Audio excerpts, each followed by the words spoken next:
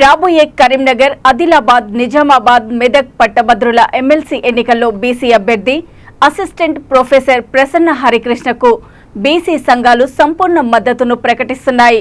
జనాభాలో 52% పైగా ఉన్న బీసీలందరూ బీసీ అభ్యర్థి అయిన ప్రసన్న హరికృష్ణకు మద్దతిచ్చి భారీ మెజారిటీతో గెలిపించుకోవాల్సిన అవసరం ఉందని, బీసీలు అందరం ఐక్యంగా లేకపోవడం వల్లనే రాజకీయాలలో ముందుకు రాలేకపోతున్నామని అన్నారు.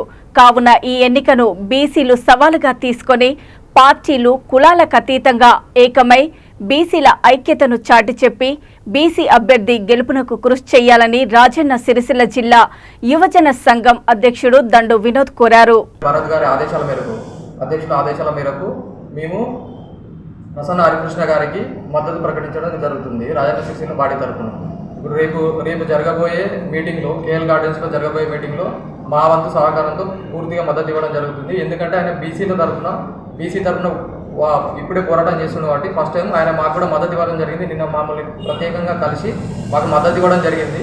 మాకు కొన్ని హామీలు ఇవ్వడం జరిగింది. బీసీలకు అంటే విద్యారంగంలో హెల్ప్ చేయడానికి ఆయన మద్దతు ఇచ్చిండు నిన్న మాకు.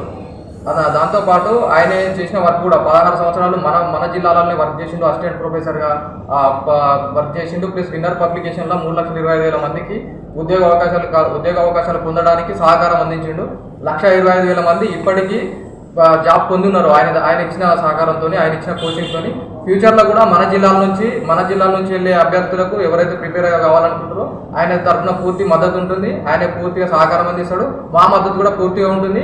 దానికి సంబంధించి ఇంకేమైనా కోచింగ్ సెంటర్లు అవి అరేంజ్ చేయడానికి ఆయన మాకు హామీ ఇవ్వడం జరిగింది. ఆయన తరఫున విన్నర్ పబ్లికేషన్స్ తరఫున సిరిసిల్ల జిల్లాలో ప్రత్యేకంగా ఒక బ్రాంచ్ని ఏర్పాటు చేస్తామని చెప్పిండు. మాకు నిన్న మద్దతు ఇచ్చిండు.